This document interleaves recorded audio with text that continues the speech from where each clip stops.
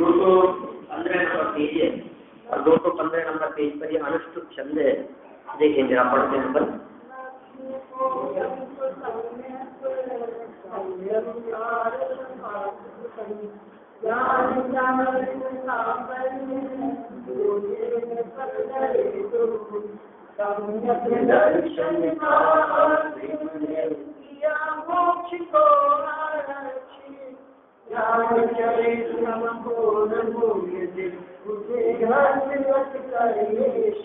क्या गजब बात कह रहे हैं, क्या उदाहरण दिया है।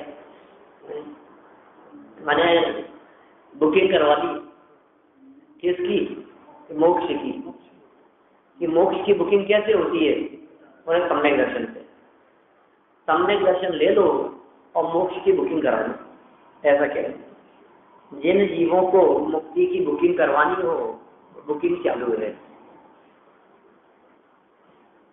जाने की कुछ डेट नक्की नहीं है, आप जब जाना चाहो तब चले जाना, ये ओपन टिकट है।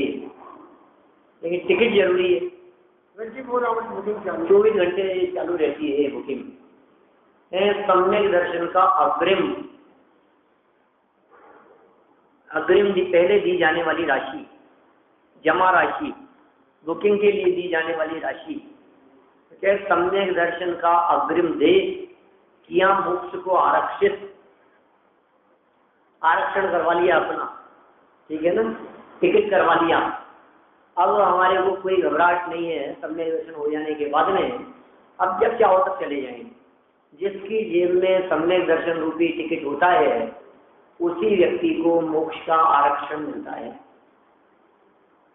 कौन जा सकेंगे, कितने लोग अभी लाइन में हैं, कौन मोक्ष जाने के पात्र हैं, इस बात का निर्णय किस आधार पर किया जाए, वो आधार है सम्यक दर्शन। सम्यक दर्शन इस बात का आधार है कि कौन जीव मुक्ति की प्राप्ति करेगा और कौन नहीं करेगा। तो सम्यक दर्शन का अग्रिम दे माने सम्यक दर्शन की बुकिंग, और क्या शब्द हो सकते हैं इनके लिए, एडवांस साई, इतना दे दिया हमने, है ना। इतना देने से कंफर्म तो हो गया, अब ये माल कब मिलेगा, तो पूरा पेमेंट होगा। तो सम्यक दर्शन होते ही मानो ये अग्रिम राशि दे दी गई हो, किसके लिए, मोक्ष के लिए, किया आरक्षित। अब दे रहे पूरा मूल्य, तो ज्ञान और चारित्र का संपूर्ण मूल्य दे दो।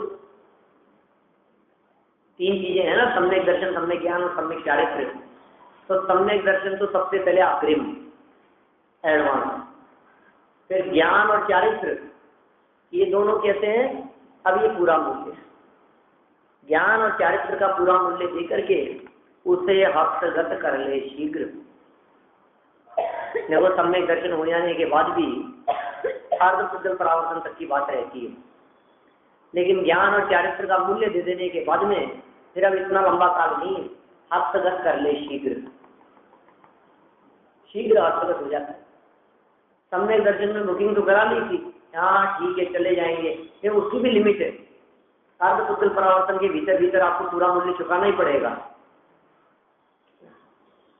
उसके बिना काम नहीं चलेगा। नहीं चुकाएंगे तो ऐसा होता ही नहीं है, हर व्यक्ति चुका ही देता है, क्योंकि वो चीज जो मिलने वाली है वो चीज ही ऐसी अद्भुत है कि जैसे कैसे भी करके जिसने एक बार बुकिंग करा ली वो फिर लेगा ही लेगा, प्राप्त करेगा ही। यहाँ तो शीघ्र हस्तगत कर लेने की बात कर रहे हैं। ज्ञान और चारित्र की पूर्णता से उसे शीघ्र ही हस्तगत मतलब हाथ में पकड़ लेने जैसा हस्तगत। अब देखिए क्या कहते हैं, सम्यक दर्शन, सम्यक ज्ञान, सम्यक चारित्र की पूर्णता रूपी धन से तो शीघ्र ही निर्वाण की प्राप्ति कर ले। कौन से धन से निर्वाण की प्राप्ति करने की बात कर रहे हैं? धन है ये, लोगों को लगता ही नहीं है भाई ये धन, तो हमें धन दिखाई देता है। हाँ, बहु विकट वन में कर्म मेरी ज्ञान धन, माने ज्ञान भी धन है, ज्ञान भी बहुत कीमती चीज है जो हमारे पास में मौजूद है। ये कह रहे हैं ये धन, ज्ञान रूपी धन, श्रद्धा रूपी धन, चारित्र रूपी धन, कोई हमारे चारित्र रूपी धन को लूट न ले ले, कोई हमारी श्रद्धा को लूट न ले ले।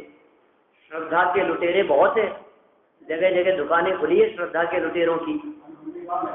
क्या? हाँ सही बात। तो श्रद्धा को विचलित करने के लिए, श्रद्धा को लूट लेने के लिए, और न मालूम किस किस प्रकार के आयोजन, जैसे नवरात्रा जैसे हैं, ऐसे ही है। क्या करें, मना कर दी थी मेरे से, कही थी उन्होंने, फोन आया था मेरे पास में। हाँ रखते हैं। तो मैंने कहा महाराज मैं तो, मेरी तो मान्यता आप जानते हो, आप तो मानते नहीं कुछ भी। बोले हाँ वो तो पता है, तुम्हारी मान्यता अलग है, मानते नहीं हो। 5-7 मिनट बात की उन्होंने। तो ऐसे ही करते हैं, सब करते रहते हैं, उलझे रहते हैं कहाँ कहाँ। वो अलग था मैटर, ये उसके बाद की बात है, परसों तरसों की बात है, 2-3 दिन चली। तो जो भी है क्या करना है, लेकिन अब कुल मिलाकर के बात ये है, हम तो स्पष्ट बोल दिए महाराज हमारी मान्यता आपकी मान्यता से मेल नहीं खाती। फिर बाद में लास्ट में वो भी बोले कि हमसे कोई नाराजगी तो नहीं है ना।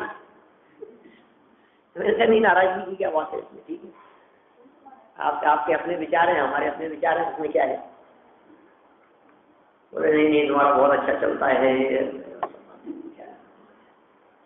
चल, सम्यक दर्शन, सम्यक ज्ञान, सम्यक चारित्र की पूर्णता रूपी धन है। धन को लूट लेने वाले बहुत है भैया, ये निधि है, ये खजाना है, इसको संभाल के रखना, इसको बचा के रखना, कोई आपकी श्रद्धा को न लूट ले।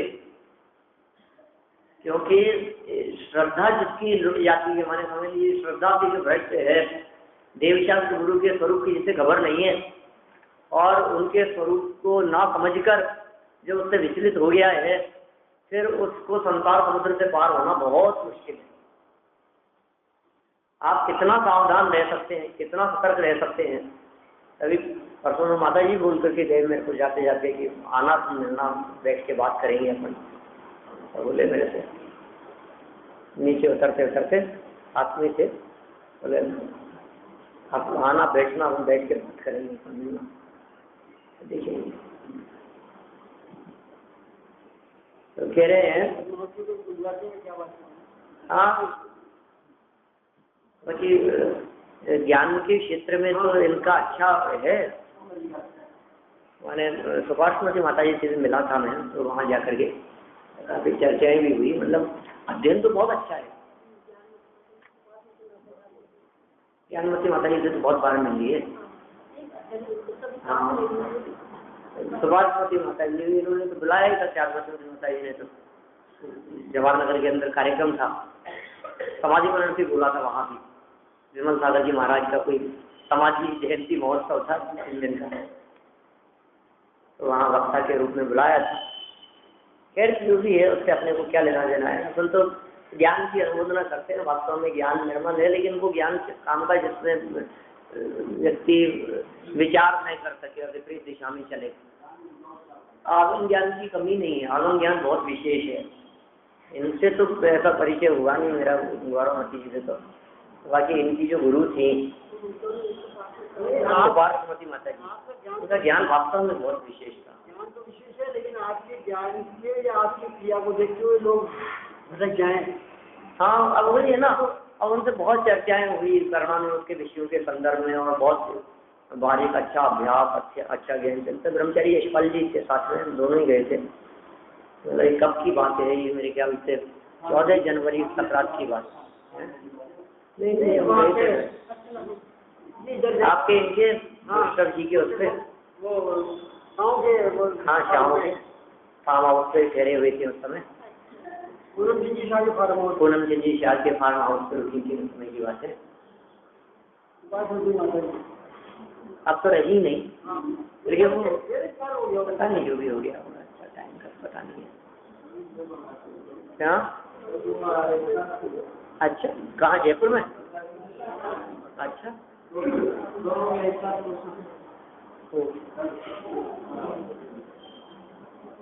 चलो फिर वैराग्य के प्रसंग है।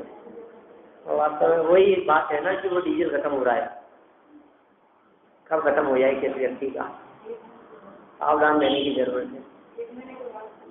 1 महीने के उपवास किए थे उन्होंने। अच्छा चलिए फिर निर्जरा हुई, निर्वाण की प्राप्ति कर ले भैया, तो ऐसी बात कर रहे हैं यहाँ। जब तू सत्य रूपी मुक्ति को अपने वश में करेगा तब कृतार्थ होगा। कृतार्थ कब होगा? सत्य रूपी मुक्ति को अपने वश में करेगा। और सत्य रूपी मुक्ति क्या चीज है?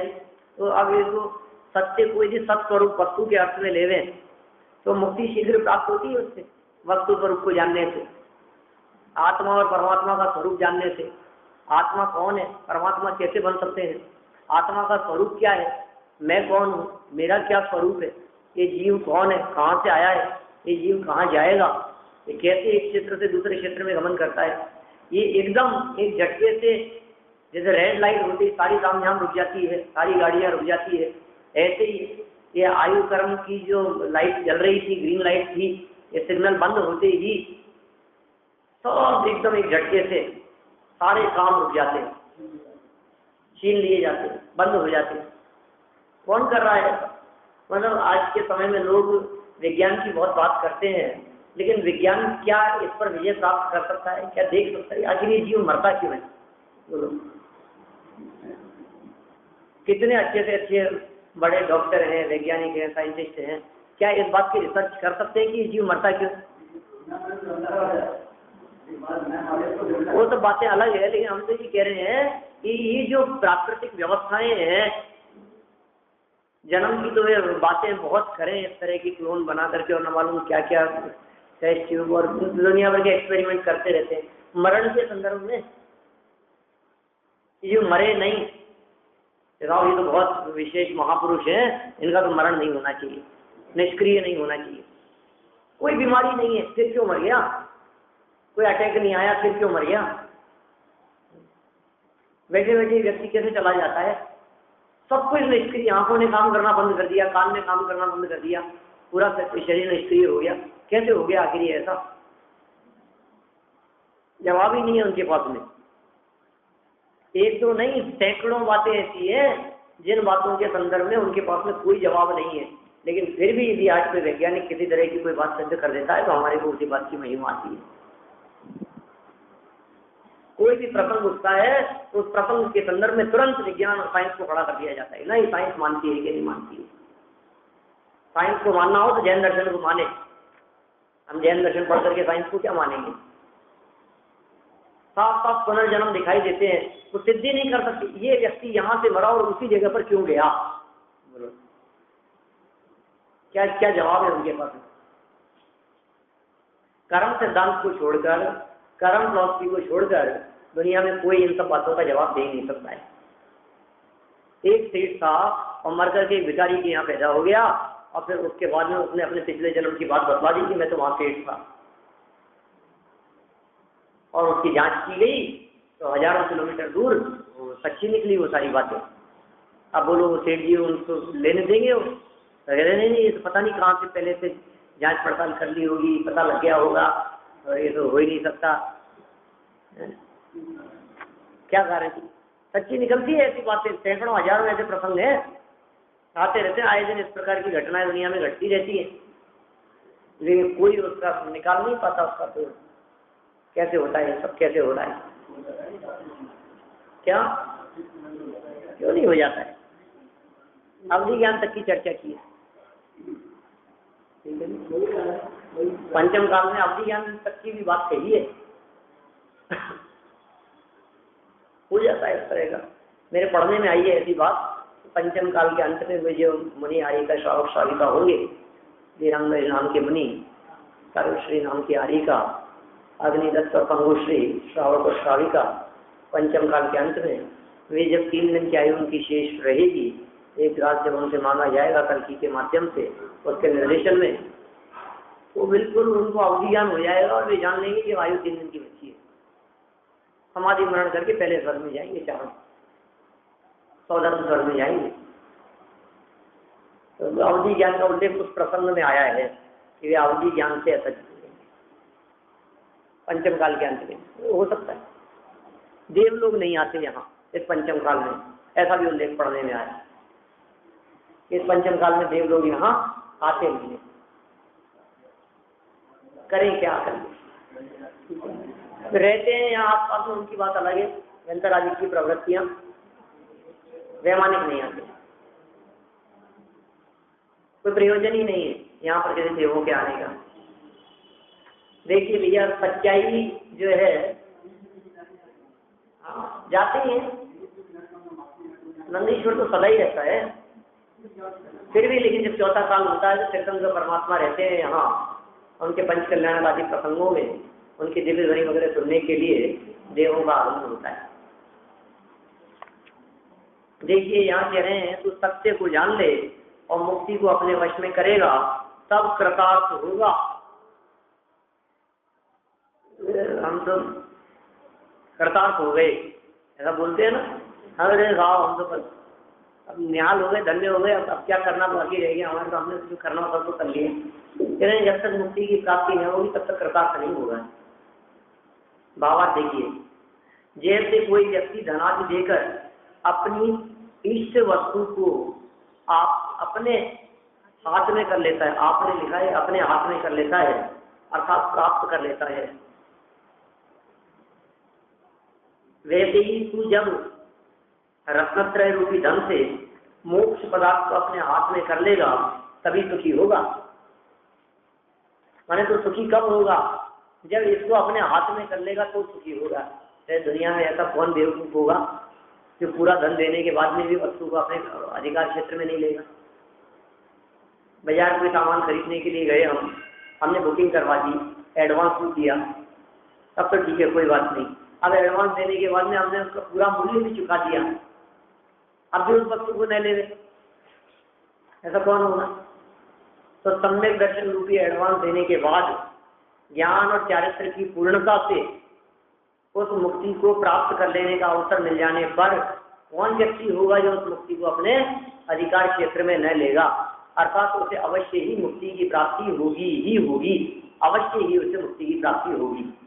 ठीक है ना, तभी यह जीव सुखी हो सकेगा, ऐसी बात कहते हैं। आगे देखिए, भोग्य और अभोग्य के विकल्पों से पार।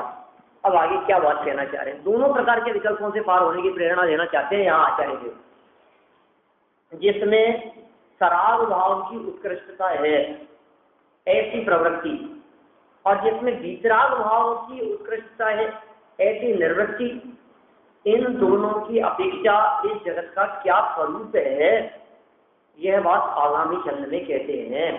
उपेंद्र वज्रा नाम का एक छंद है, और जिसमें वितराग का और सराग का इन दोनों की अपेक्षा से चर्चा की जा रही है। देखिए मूल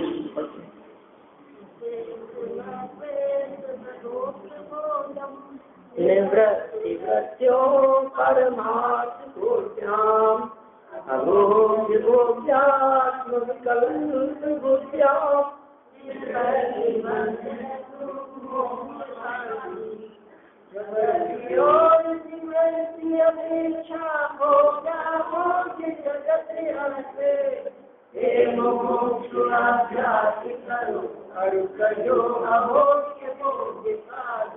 देखिए कितने सुंदर बात यहाँ कहना चाह रहे हैं कि ये संपूर्ण जगत अद्वैत अर्थात एक रूप है।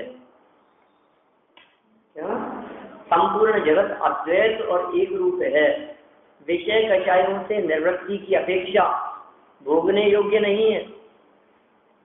आप उससे निवृत्ति की अपेक्षा बात करेंगे तब तो ये जगत भोगने योग्य नहीं है, त्यागने योग्य है, और विषय कषाय की प्रवृत्ति की अपेक्षा भोगने योग्य। अब ये जगत भोगने योग्य है कि नहीं, इस बात बतलाइए। इस तरह की सामान्य कथन करके कहते हैं योग्य अयोग्य के संदर्भ में, साहब ये जगत भोगने योग्य है क्या, यदि वितराग परिणाम यदि आपके हृदय में है तो अभोग्य है, भोगने योग्य नहीं है। न तो इसे भोगना न भोगने का परिणाम रखना, तो भोगने का परिणाम नहीं है, उसी का नाम तो वितरागता है, और वितरागता किसे कहेंगे। तो संपूर्ण जगत अद्वैत और एक रूप है, द्वैत माने दो पना, अद्वैत माने एक रूप। जहाँ दो पना नहीं है उसका नाम है अद्वैत। विषय कषायों से निवृत्ति की अपेक्षा, किससे निवृत्ति की बात कर रहे हैं? पंचेंद्रिय विषय भोगों से, उनसे निवृत्ति की अपेक्षा भोगने योग्य नहीं है, त्यागने योग्य है। विषयों से निवृत्ति है, कषायों से भी निवृत्ति है। अकेले पंचेंद्रिय विषयों से निवृत्ति की बात नहीं कर रहे, कषायों से निवृत्ति भी महत्वपूर्ण है। देखिए, विषयों से और कषायों से दोनों से निवृत्ति होती है तो मुनि अवस्था होती है। बाह्य आचरण उनका जो मुनिराजों का दिखाई देता है वो विषय निवृत्ति स्वरूप है, और अंतरंग में जो पवित्रता और निर्मलता है वो कषायों की निवृत्ति स्वरूप है। तो विषय और कषायों की निवृत्ति स्वरूप वास्तविक मुनिराजों का जीवन होता है। और उनमें प्रवृत्ति की अपेक्षा से बात करें, विषय कषाय में प्रवृत्ति की अपेक्षा से बात की जाए तो भोगने योग्य है। इस प्रकार प्रवृत्ति और निवृत्ति की अपेक्षा इस जगत को भोग्य और अभोग्य जानकर मोक्षाभिलाषियों को निवृत्ति का अभ्यास करना चाहिए। दोनों काम किए जा सकते हैं, लेकिन दोनों में से करने योग्य कौन सा है? जगत तो जैसा है वैसा दिखाई देगा। अब उस जगत को देखकर आप यदि वितरागता रूप परिणाम रखते हैं तो आपके लिए वो अभोग्य है और आप मुक्ति की प्राप्ति करने योग्य है। और यदि आप उसके माध्यम से विषय भोगों को भोगेंगे तो संसार परिभ्रमण चलता रहेगा। दोनों तरह की बातें एक ही घटना को देख करके ख्याल में आती है। किसी एक ही विषय वस्तु को देखकर, माने समझ लीजिए मनुष्य जीवन की दुर्लभता की चर्चा यदि हम करें तो अज्ञानी भी दुर्लभता की बात करता है और ज्ञानी भी दुर्लभता की बात करता है। ज्ञानी कहता है मनुष्य जीवन बहुत दुर्लभ है, ये मिल गया है तो आप लोगों को आत्महित और आत्म कल्याण के मार्ग में लग जाना चाहिए। ठीक है ना, बहुत दुर्लभ है भैया, बड़ी मुश्किल से मिला है, आपको आत्म कल्याण के मार्ग में लग जाना चाहिए, पंचेंद्रिय विषय भोगों से बचना चाहिए, छूटना चाहिए। माने ज्ञानी तो दुर्लभता बतलाकर, क्षणिकता बतलाकर, ऐसा कहकर के कि अधिक लंबे समय तक रहेगा नहीं, ऐसा कहकर के क्या चाहता है? लंबे समय तक नहीं रहेगा इसलिए तू विरक्त हो जा और धर्म के मार्ग में लग जा। और वो भी वही कहता है, अज्ञानी भी, अरे हाँ ये जीवन बहुत दुर्लभ है, ज्यादा लंबे समय तक रहेगा नहीं, भोग सको तो भोग लो, जितना आप भोग सकते हो उतना भोग लो, क्योंकि फिर दोबारा अवसर नहीं मिलेगा, दोबारा चांस नहीं मिलेगा, देख लो, और मिलेगा तो कब मिलेगा। माने अज्ञानी भी इस तरह की बात करता है और ज्ञानी भी इसी तरह की बात, दोनों ही क्षणिकता की बात कर रहे हैं, दोनों ही क्षणभंगुरता की बात कर रहे हैं, दोनों ही नाशवानपना बतला रहे हैं। लेकिन एक नाशवानपना कहकर के भोगों में प्रवृत्ति की बात करता है और एक नाशवान कहकर के भोगों से निवृत्ति की बात करता है। ऐसे ही कह रहे हैं कि जगत में ये दो पना दिखाई देता है। जगत तो जगत है, पंचेंद्रिय विषय भोग कषाय रूप प्रवृत्ति दिखाई देती है। अब आप उस प्रवृत्ति से निवृत्त भी हो सकते हो और उसमें प्रवृत्त भी हो सकते हो। यदि आप उससे निवृत्ति को अपनाते हो तो मुक्ति लक्ष्मी की प्राप्ति होगी, और प्रवृत्ति में उलझे रहते हो संसार सरल की बात है और कोई विशेष बात नहीं। देखो आप इस प्रकार प्रवृत्ति और निवृत्ति की अपेक्षा इस जगत को भोग्य और अभोग्य जानकर मोक्षाभिलाषियों को, सबसे पहले ये नक्की करो कि आप मोक्षाभिलाषी हैं या नहीं।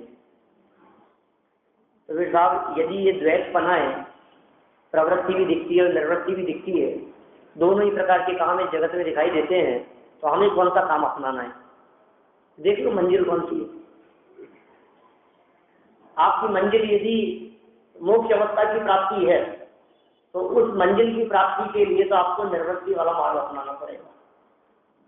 और आपकी मंजिल यदि ये संसार दशा में परिभ्रमण करने की है तो प्रवृत्ति वाला मार्ग अपना लो। दो ही मार्ग, वास्तव में दो मार्ग नहीं है, मार्ग तो एक ही है। बहुत सालों से कविता लिखी थी, 15 साल पहले छपी हुई थी जैन पत्र में। और मार्ग तो एक ही है वास्तव में। जैसे हाईवे होते हैं ना, अब समझ लो आप वो ही इधर जाओ तो उस रोड पर चला जाएगा, दूसरी तरफ जाओ दूसरे नगर में चला जाएगा। ठीक है, जैसे अपन जिसको अजमेर रोड कहते हैं उसको अजमेर वाले जयपुर रोड कहते हैं। रास्ता तो एक ही है ना, दो रास्ते हैं क्या? हम बोला अजमेर रोड है कि जयपुर रोड है, तो रोड तो एक ही है। अब यदि आपका मुख उसमें बदल गया तो मुक्ति की तरफ चला जाएगा, और मुख उससे विपरीत है तो निवृत्ति की तरफ चला जाएगा। तो दो अलग अलग चीजें थोड़ी नहीं। हम जिस रास्ते पर है हमारे को कोई रास्ता नहीं बदलना है, हमारे को दिशा बदलनी है। पूरा जो प्रकृति की जो व्यवस्था है ना, इसमें निगोज से लेकर के मुक्ति तक का एक रूट बना हुआ है, और हम उस रूट में बीच में अभी ये टेम्परेरी अटके हुए हैं। और दो हेडक्वार्टर है। अब आपको परमानेंट कहाँ जाना है देख लो, अब आपकी दिशा जिधर होगी उधर चले जाओगे। एक निर्वृत्ति का मार्ग बतला रहे हैं, एक प्रवृत्ति का मार्ग बतला रहे हैं। वास्तव में निर्वृत्ति और प्रवृत्ति ये दो दिशा है ऐसा कहना चाहते हैं। वास्तव में दो मार्ग का, उसे दो मार्ग भी कहते हैं। जैसे चौराहे पर कितने मार्ग होते हैं? चार। और जहाँ चौराहा ना हो वहां एक ही मार्ग है। दो मार्ग होते हैं, दो के बिना तो कोई मार्ग होता ही नहीं है। यहाँ जो द्वैत मार्ग की बात कर रहे हैं, ये दो अलग अलग रास्ते नहीं है। एक प्रवृत्ति की तरफ से होकर के जाता है, एक निर्वृत्ति की तरफ से होता हुआ जाता है। आप जहाँ खड़े हैं यहाँ खड़े खड़े ही प्रवृत्ति को अपनाते हैं कि निर्वृत्ति को अपनाते हैं, ये बात कह रहे हैं यहाँ पर। तो यदि मोक्षाभिलाषी है, शब्द क्या दिए हैं? मोक्षाभिलाषियों को निर्वृत्ति का अभ्यास करना चाहिए, विरक्ति का अभ्यास करना चाहिए, तत्वाभ्यास करना चाहिए, पढ़ना पढ़ाना चाहिए, समझना चाहिए, विचार चिंतन करना चाहिए, अभ्यास में लगे रहना चाहिए। मोक्ष अभिलाषियों को इधर हमारे को मोक्ष की अभिलाषा नहीं है तो तुम्हारे जैसे जो करो, हम कहते हैं तुम्हारे को तो मोक्ष की अभिलाषा नहीं है। तो मुमुक्षुओं की बात है, तुम मुमुक्षु नहीं हो गया, हमारे को ये समझ में नहीं आती बात। जो लोग ये कहते हैं कि अरे मुमुक्षु हैं ऐसे, तुम भी तो मुमुक्षु हो। मुमुक्षु शब्द का अर्थ तो ये होता है मोक्ष की इच्छा रखने वाला। तुमने जो व्रताधिक अंगीकार कर रखे हैं तो क्या मोक्ष की इच्छा नहीं है क्या? मोक्ष की इच्छा तो नहीं है, तो काय को ये सब चाहिए सामना का मार्ग अपनाया है। देखो ये तो ऐसा नहीं है इतने इतने जन्मों का पुण्य लग जाएगा। कहाँ से आती है बातें क्या मालूम, तो किसी शास्त्र में तो ऐसी बातें कहीं आई नहीं है। 5 भाव का पुण्य होगा तुम्हारे को, इनका दर्शन होगा, 10 भाव का पुण्य होगा तो ऐसा हो जाएगा, 15 भाव के पुण्य से ऐसा होता है, 32 भाव के पुण्य से ऐसा हो जाएगा। तो ये नहीं आती, क्या पता मेरे को क्या मालूम, मैं थोड़ी ना समझा रहा हूँ आपको। नहीं ऐसा थोड़ी ना होता है, कौन सा पुण्य किस चीज पे कोई लिंक नहीं है इन सब बातों का। काल्पनिक बातें लगती है ऐसी है ना। हाँ ये सब चलता रहता है, साथ चढ़ाव उत्कर्षण अपकर्षण सब ऑटोमेटिक व्यवस्थाएं चलती है, बहुत सारी बातें होती है इस तरह की। देखिए निर्वृत्ति का अभ्यास करना चाहिए जिनको मोक्षाभिलाषियों को। प्रवृत्ति का फल संसार और निर्वृत्ति का फल निर्वाण है। 2 बातें कह दी, प्रवृत्ति का फल क्या है? संसार, और निर्वृत्ति का फल निर्वाण। बाबा देखिए टोडरमल जी क्या कहते हैं इसके संदर्भ में, यह जगत अविवेकियों को राग के वशीभूत होकर भोग्य रूप भाषित होता है। किनको? अविवेकियों को भोग्य रूप भाषित होता है। लोग कहते हैं राव आखिर आलू यदि जन्म हुए हैं, भगवान ने यदि आलू को जन्म दिया है तो खाने के लिए प्रकृति की व्यवस्था तो इसीलिए है, तो भगवान आखिर बनाते ही क्यों ऐसी चीज को? तो भगवान बनाने वाले हैं कि नहीं है, समझ आप उस चीज को लोग समझना ही नहीं चाहते हैं, सब भगवान का कर्तृत्व मानते हैं। यह अविवेकी लोग हैं, राग के वशीभूत होकर के इस तरह की बात करते हैं। भोग छूटता नहीं है, विषय छूटते नहीं है, प्रवृत्ति से निर्वृत्ति का मार्ग अपनाना नहीं चाहते हैं। उन्हें भोग्य रूप भाषित होता है, उन्हें लगता है तो खा लो, ठीक है ना, मिला है तो ले लो, ये कह रहे हैं। और विवेकियों को ज्ञान के कारण त्यागने योग्य भाषित होता है। अब 2 जगत थोड़ी ना, जगत तो एक ही है। विवेकी देखते हैं तो उन्हें त्यागने योग्य भाषित होता है, अविवेकी देखते हैं तो उन्हें भोगने योग्य भाषित होता है। हाँ वो कहते हैं ये काय के लिए है, मछलियाँ काय के लिए हैं, जानवर काय के लिए, बोले हम लोग नहीं खाएंगे नहीं मारेंगे तो फिर क्या होगा, फिर कितने हो जाएंगे, फिर तो मनुष्यों को रहने को जगह ही नहीं मिलेगी। ऐसे ऐसे कुतर्क करते हैं बिना मतलब के, तो बहुत हो जाएंगे, हाँ क्या करें कैसे होगा। इसलिए बहुत कैसी बात है कि हमारे को वो उत्कृष्ट अहिंसा की बात छोड़ करके शाकाहार के प्रचार में लगना पड़ रहा है, लेकिन क्या करें। और तरुण सागर जी से ऐसा कहते हैं आगे आने वाले समय में ये दिगंबर श्वेतांबर जैन 13पंथी 20पंथी इस तरह के जैनियों का बंटवारा नहीं होगा। जैनियों का बंटवारा ऐसा दिखाई देगा शाकाहारी जैन और मांसाहारी जैन, ऐसा कहते हैं तरुण सागर जी। हाँ हाँ, मेरे को बहुत लोग मिलते हैं ऐसे जो ये कहते हैं कि आपको पता नहीं है जैनी लोग कितना खाते हैं। तुम्हारे लोग बताते हैं, आश्चर्य होता है। और कई लोग दिखाते हैं कि ये देखो ये जो है ना गाड़ी में बैठ करके जो मंगाया है ना, ये वही लोग हैं जो दिखना नहीं चाहते। वो लोग क्या करें, वास्तव में समझ में नहीं आती। हमारे को तो दिमाग काम नहीं करता ऐसी बातें सुन करके। इसलिए शाकाहार के लिए प्रचार प्रसार के लिए कदम उठाने पड़ते हैं। क्या करें, कम से कम सावधान तो रहे, सतर्क तो रहे। और ये लेकिन ये आपने को यहाँ बैठ करके ऐसी बातें करना भी ऐसा लगता है कि क्या क्या बात करें, होगी बात लगती है। लेकिन भाई सच्चाई है, कम से कम अपना घर तो अछूता रहे, सावधान रहे। हमने तो अपने बालक को जमीकंद भी नहीं खिलाया जन्म से, लेकिन वो आपके हाथ से निकलने के बाद क्या करेगा। जब तक हमारे कंट्रोल में है तब तक तो हम तो जमीकंद छुआ भी नहीं उसने। हमने जरूर खाया हो बचपन में 25 साल पहले, लेकिन वो उसने तो जन्म से नहीं खाया ना, तो फिर अब आगे इसलिए अच्छे संस्कारों की जरूरत है। हाँ जो भी देखो, अविवेकी जीव राग के वशीभूत होकर के इस प्रकार की बात करता है। भोग्य रूप भाषित होता है उसे जगत, सारा जगत भोग्य रूप कहता है। अरे भाई साहब आपने खाया नहीं, अरे आपकी तो गई जिंदगी, ऐसी उल्टी उल्टी बातें करते हैं। तुमने आज तक आपने नहीं खाया, खा लोगे तो छोड़ोगे नहीं। ऐसे मूर्ख लोग दिखते हैं जगत में, उन्हें भोग्य रूप, वो भी कोई छोड़ने की चीज है क्या?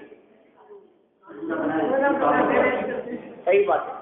और बहुत से बहाने बनाने वाली बातें हैं। 80 साल के लोग ऐसे दिखाई देते हैं मेरे को, 85 साल के व्यक्ति जिनसे आलू नहीं छूटता है, जैन दिगंबर जैन, क्या नाम लेने, क्या बात कहे किसी का।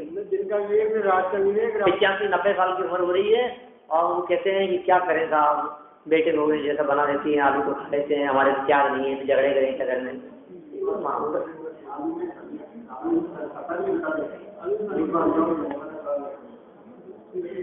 21 के वशीभूत होकर के कर रहा है, अविवेक के वशीभूत होकर के। देखो इसमें अपन दो बातें ले सकते हैं। अविवेकियों को राग के वशीभूत होकर, ये जो बात कही है ना, तो राग के वशीभूत इसमें तो लेना चारित्र, और अविवेक, विवेक कहते हैं ज्ञान और श्रद्धा को। जैसे ज्ञानांध और श्रद्धांध, श्रद्धा के अंधे और ज्ञान के अंधे, ऐसा कहते हैं ना अपन। तो अविवेकी शब्द का प्रयोग ज्ञान और श्रद्धा से विचलित के अर्थ में, और राग के वशीभूत होकर के चारित्र से भ्रष्ट। तो जो श्रद्धा ज्ञान चारित्र से भ्रष्ट हैं उनकी यहाँ चर्चा करते हैं। क्या बात निकलती है यहाँ, ये जो जगत दिखाई देता है, यह जगत श्रद्धा ज्ञान चारित्र से भ्रष्ट होकर के जगत के जीव उन जगत के पदार्थों को भोग्य रूप मानते हैं। श्रद्धा से, ज्ञान से और चारित्र से, तीनों लोगों से भ्रष्ट, तीनों चीजों से भ्रष्ट हो गए। उसमें भी श्रद्धा के भ्रष्ट की चर्चा की विशेष रूप से, कि जैसे अपने पिछला चंद्र जो पढ़ा था ना, श्रद्धा का एडवांस दे दो, एडवांस सम्यक दर्शन एडवांस है, और ज्ञान और चारित्र का धन देकर के पूर्णता प्राप्त कर लो। तो ये कह रहे हैं श्रद्धा बहुत गजब की चीज है, आपको पता नहीं है श्रद्धा से क्या चीज मिल सकती है। इस श्रद्धा से आपको निर्वाण की गारंटी हो जाती है। इसलिए कह रहे हैं ये तो अविवेकियों का काम। और समझदार लोग कौन होंगे ये भी बता दो हमारे। तो आप बताओ ना कौन कौन समझदार दिखता है आपको सभा में। ये तो व्यक्तिगत चीज है, कौन समझदार और कौन ना समझ। जो समझदार होकर के भी ना समझे जैसी बात करे, वो कौन समझदार करे।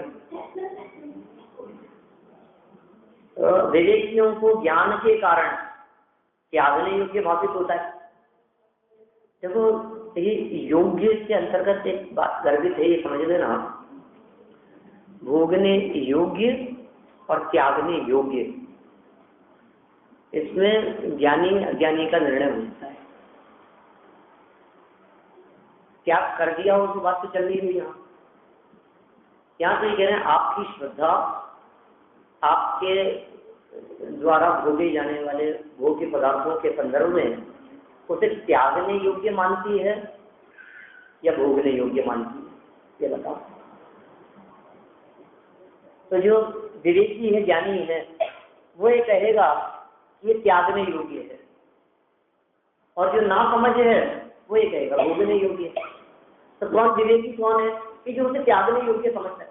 देखो त्यागा नहीं, लेकिन सेवन तो दोनों कर रहे हैं, सम्यक दृष्टि में सेवन कर रहा है, पंचम अर्थावर्ती भोग भोग रहा है। ठीक है ना, मतलब दो कचाई चौकड़ी का जिसके जीवन में अभाव हो गया उस स्तर की बात कर रहे हैं हम। तो नित्यात्व की भूमिका में बैठे हैं सब लोग। माने पहली और दूसरी कचाई चौकड़ी 8 कचायों का जिसके जीवन में अभाव हो गया है, मिथ्यात्व जिसके जीवन में बचा नहीं है, अनुमान बुद्धि असत्याचार जिसके जीवन में नहीं है, वो भी भोग भोग रहा है। लेकिन भोगने योग्य मान करके भोग रहा है क्या अयोग्य मान करके? अयोग्य मान करके। त्यागने योग्य समझ रहा है ना वो उसको। तो ये विवेकी और अविवेकी किसे कह रहे हैं? आप यदि उसे त्यागने योग्य समझ रहे हैं तो आप विवेकी हैं, और आप उसे त्यागने योग्य नहीं समझते हैं तो आप अविवेकी। छूट भी जाएगा यदि आप त्यागने योग्य समझेंगे उसको, तो एक न एक दिन तो छूटेगा ही निश्चित रूप से। और सभी कुछ छोड़ करके हम तो सिद्धालय में जाकर के बैठने वाले हैं। ऐसा खर्चा छोड़ने की बात करते हो आप। दरबार भी छूटेगा, परिग्रह भी छूटेगा, कषाएं भी छूटेगी, ठीक है ना, और कर्म भी तक छूट करके, विकास छूट करके सिद्धालय में जाके विराजमान होंगे। अतः विवेकी अविवेकी का अंतर बतलाने के बाद क्या कहते हैं? अतः यदि तू मोक्षाभिलाषी है तो इसे त्यागने का अभ्यास कर। त्याग दे ऐसा नहीं करे, ऐसा नहीं करे कि तू त्याग दे। कोशिश कर, दूर रहने का प्रयास कर, बचने का प्रयास कर, छूटने का प्रयास कर। क्या हो सकता है? त्यागने का अभ्यास कर। इसी से तुझे मुक्ति की प्राप्ति होगी, इसी से तुझे मुक्ति की प्राप्ति संभव है। इस तरह की बात यहाँ कही है। इस प्रवृत्ति निवृत्ति से पार अवस्था प्राप्त करने की प्रेरणा आगे और दी है। अपन कल इस प्रकरण को आगे बढ़ेंगे।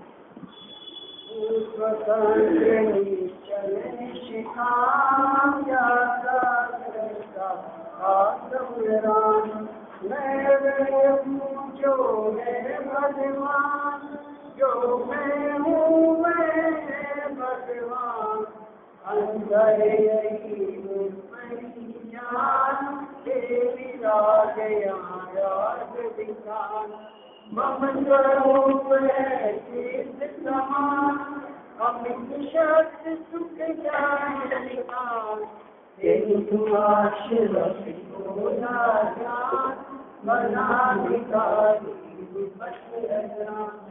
सुख दुख दाता कोई जान, निजको निज पर को पहचान, तेरे दुख का जिन ईश्वर ब्रह्मारा,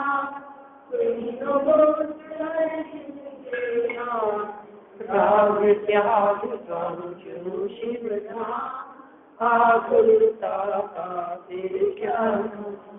होता स्वयं जगत परिणाम, मैं जगता करता जाता, दूर हटो पर कृत परिणाम, सहजानंद दूर हटो पर कृत परिणाम, सहजानंद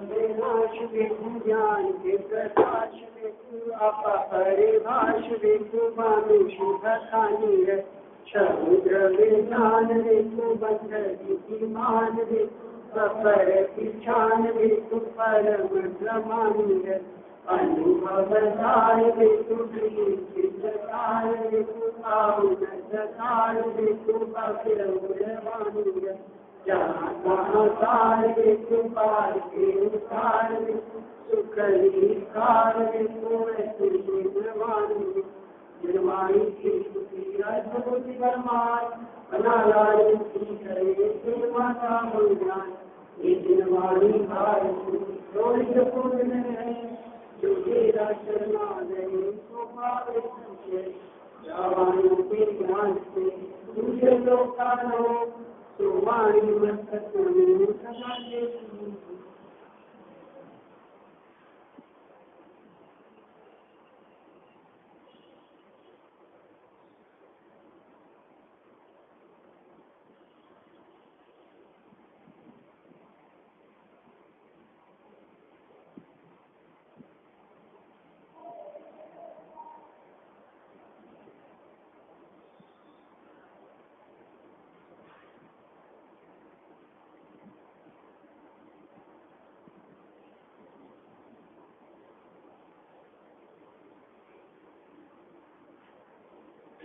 शांति